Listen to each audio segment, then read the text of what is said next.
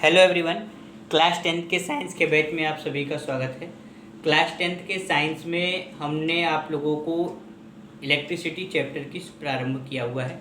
Electricity chapter के अंतर्गत हम आप लोगों को सारे थ्योरेटिकल कॉन्सेप्ट दे चुके हैं। सब अधिक से अधिक टॉपिकों की आपको डिफिनेशन और फार्मूले आपके पास आ चुके हैं। अब हम लोग इस चैप्टर के अंतर्गत न्यूमेरिकल सेशंस, हर एक फार्मूले पर किस प्रकार के न्यूमेरिकल आपके कोर्स में हैं उसको हम लोग समझेंगे। तो सबसे पहला जो टॉपिक है वो आपका इलेक्ट्रिक करंट है, विद्युत धारा। हमने आपको बताया हुआ है कि जो इलेक्ट्रिक करंट होता है उसे the rate of flow of charge is known as electric current. Charge के फ्लो होने का जो रेट होता है उसे इलेक्ट्रिक करंट कहते हैं और फार्मूला इसका होता है I = Q/T।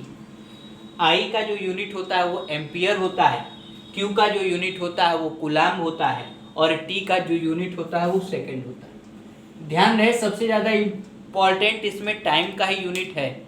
टाइम को ही मिनट में, टाइम को ही आवर में दे देता है और सवाल को सॉल्व करने से पहले आपको उसको सेकंड में बदलना ज़रूरी है। अगर आप नहीं बदलेंगे तो आपका आंसर गलत आएगा। तो I का जो यूनिट है वो एम्पियर है और Q का जो यूनिट है वो है आपका कूलाम। बात समझ में आ रही है? तो फार्मूले को शॉर्टकट में Q = IT क्विट के फॉर्म में जाना जाता है। अब इससे जुड़ा हुआ क्वेश्चन क्या होता है, ध्यान दीजिए।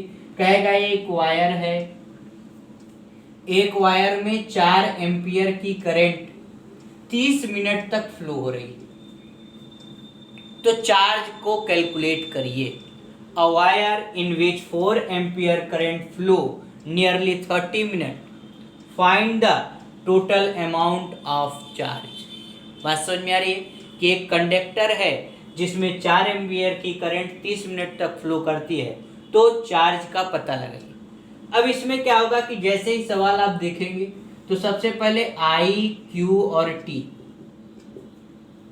I 4 एम्पियर, ना समझ में आए यूनिट के अकॉर्डिंग जाइए। अगर एम्पियर है तो ये भाई करंट ही होगा।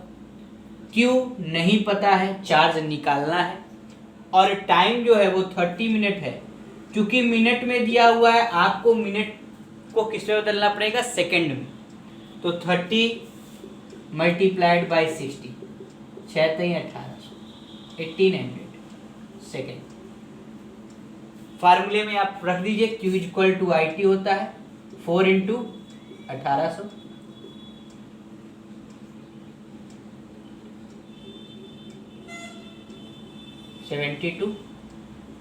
कूलाम।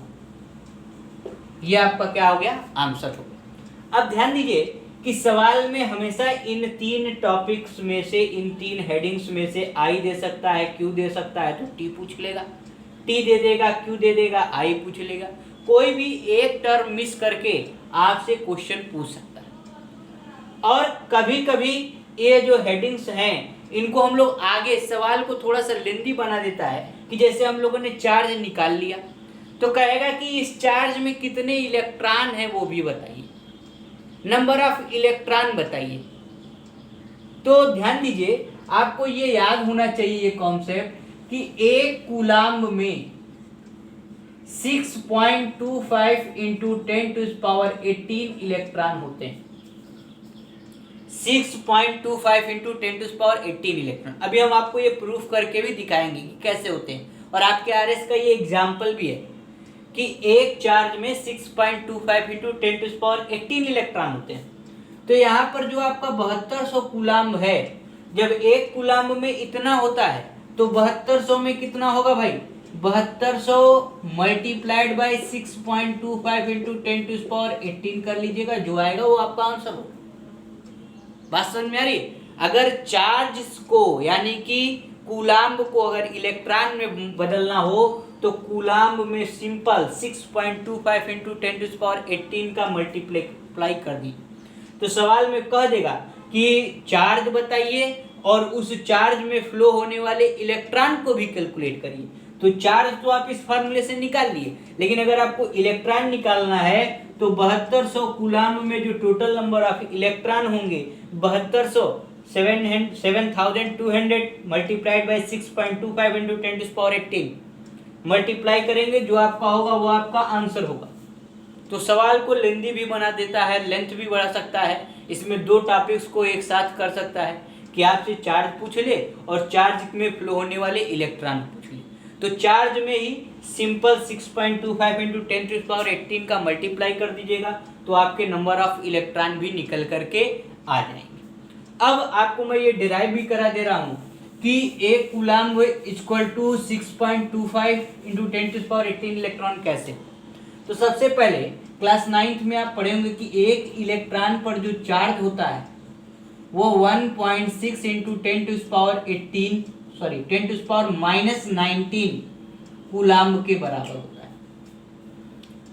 तो हमको चूंकि एक कूलम्ब चाहिए तो इधर कर दीजिए 1 और ये सारी डिजिट को इधर डिवाइड में ले आइए 1/1.6 इंटू 10⁻⁻⁹।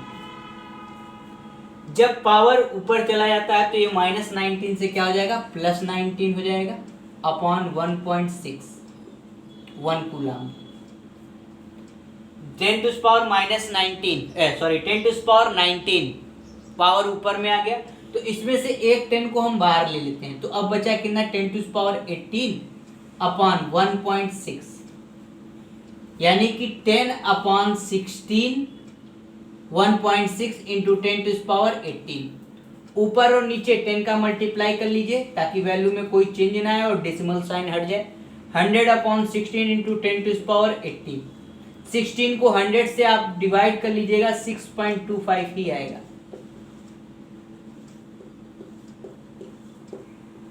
यानी कि 1 कूलम्ब इक्वल टू कितना होता है, 6.25 इंटू 10⁻18 इलेक्ट्रॉन। एग्जामिनेशन में पूछा भी जाता है कि एक कूलम्ब में कितना इलेक्ट्रॉन, तो वो 6.25 into 10⁻18 electron.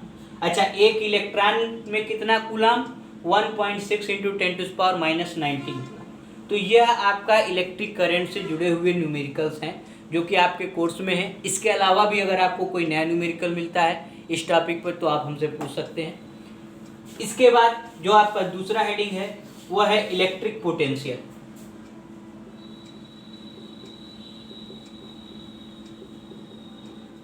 Electric potential formula V equal to W/Q।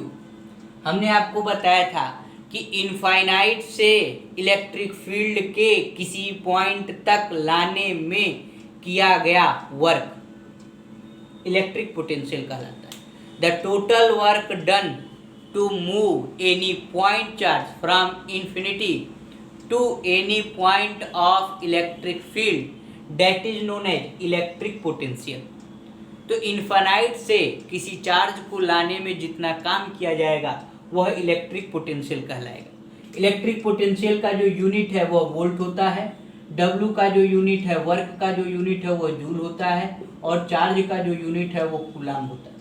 हो सकता है आपसे सवाल में जूल की जगह किलो जूल दे दे, तो पहले के 1 kilo joule equal to 1000 joule, तो किलो जूल को जूल में चेंज करिएगा फिर सवाल लगाएंगे। बात समझ में आ रही? मतलब कहने का ये है कि इन तीनों यूनिट में ही होना चाहिए। क्लियर है? अब जैसे सवाल कह दे कि 4 कूलम्ब चार्ज को, कितने कूलम्ब, 4 कूलम्ब चार्ज को हम किसी पॉइंट तक ले करके आए और लाने में जो वर्क हुआ वो हमारा 400 जूल हुआ। यानी कि चार्ज कितना है, 4 कूलम्ब और वर्क कितना है, 400 जूल। तो आपसे कहे कि V इलेक्ट्रिक पोटेंशियल बताइए। आपको सिंपल क्या करना है, V इक्वल टू 400/4 W/Q, यानी कि 100 वोल्ट आपका क्या होगा, आंसर है। यानी कि आपको इस सवाल में VWQ में से कोई एक टर्म मिस कर देगा और उसके बारे में पूछ लेगा, आपको इसी अकॉर्डिंग इस तरीके से सवाल लगाने। ठीक। अच्छा, इसको कठिन बना दे, इसी फार्मूले को थोड़ा सा और डिराइव कर देता है। V equal to W, Q भी ना दिया रहे, I दे दे और T दे दे, तो V इक्वल टू W/IT। यहाँ पे Q नहीं दिया, I और T। अब फार्मूले को थोड़ा सा बढ़ा दिया गया, हो सकता है I they they, T they they, W they they, V दे दे। तो पहले I और T की मदद से Q निकालिए और तब इस फार्मूले में रखिए, या डायरेक्ट इस वाले फार्मूले में रख लीजिए। क्लियर है? यानी कि V equal to W upon I T. हो सकता है सवाल में करंट के बारे में दे दे, करंट का टाइम दे दे, डब्ल्यू दे दे और तब आपसे कहे कि V बताइए। तो ये ऐसा भी हो सकता है कि यहाँ पे Q की बजाय आप सवाल में Q ढूंढ रहे हैं कि चार्ज नहीं दिया है, लेकिन हो सकता है चार्ज न दे करके करंट और टाइम दे दे। तो जब करंट और टाइम दे देगा तब आप इस फार्मूले की हेल्प से सवाल लगाएंगे। तो ये आपका दूसरा फार्मूला था जिस पे आपके कोर्स में न्यूमेरिकल होंगे। इसके बाद जो तीसरा फार्मूला है वो है आपका ohm's law. Ohm's law V equal to I R. R का जो यूनिट होता है ओम होता है, आई का जो यूनिट होता है वो एम्पियर होता है और V का जो यूनिट होता है वो वोल्ट। बहुत ही सिंपल टॉपिक है V equal to I R. लेकिन हाँ, ये जितने भी ये सब शॉर्टकट फार्मूले हैं इनका जब फुल एक को लेंथ क्वेश्चन हम कोई भी बताएंगे तो वहाँ पर इन सब का बहुत यूज है। तो फिलहाल तो ये सब छोटे छोटे फार्मूले, इन सब पे आप अलग अलग न्यूमेरिकल सॉल्व कर रहे होंगे जो शुरुआत में ही चैप्टर में होंगे। लेकिन जब आप एक्सरसाइज में जाएंगे तो इन सब का एक साथ मिक्सचर है, तो उसको आपको लगाने में थोड़ा सा अपना खुद का दिमाग लगाना पड़ेगा। तो V equal to I R, इसमें भी यही काम है। आपको V they they, R they they, I पूछ ले, या I they they, V they they, R पूछ ले। कोई भी एक तीनों में से टर्म मिसिंग हो सकता है और आपसे वो पूछने को दे सकता है, या इसमें थोड़ा सा बदलाव भी होगा, फार्मूले को थोड़ा सा एक्सटेंड भी किया गया है। V equal to W by Q होता है, क्या समझे? V equal to I R, V की जो वैल्यू होती है डब्ल्यू बाई क्यू होती है। हो सकता है डब्ल्यू और क्यू दे दे तब आपसे कुछ पूछ ले, मतलब V ना दिया रहे सवाल में और आप V खोज रहे हो, वोल्ट खोज रहे हो, लेकिन वोल्ट की जगह हो सकता है जूल दे दे और चार्ज दे दे, तो वहां से आप वोल्ट निकालेंगे और फिर जो मिसिंग टर्म है आप उसको फाइंड करेंगे। तो सवाल में कोई भी अगर एक चीज गायब कर देता है तो उस गायब होने वाली चीज को निकालने का कहीं ना कहीं इसमें कोई ना कोई रूल होता है, उसको आप ध्यान से देखेंगे और समझेंगे। तो कल हम लोग कम्बिनेशन ऑफ रेजिस्टेंस पर न्यूमेरिकल्स को समझेंगे, उसके बारे में देखेंगे क्या है।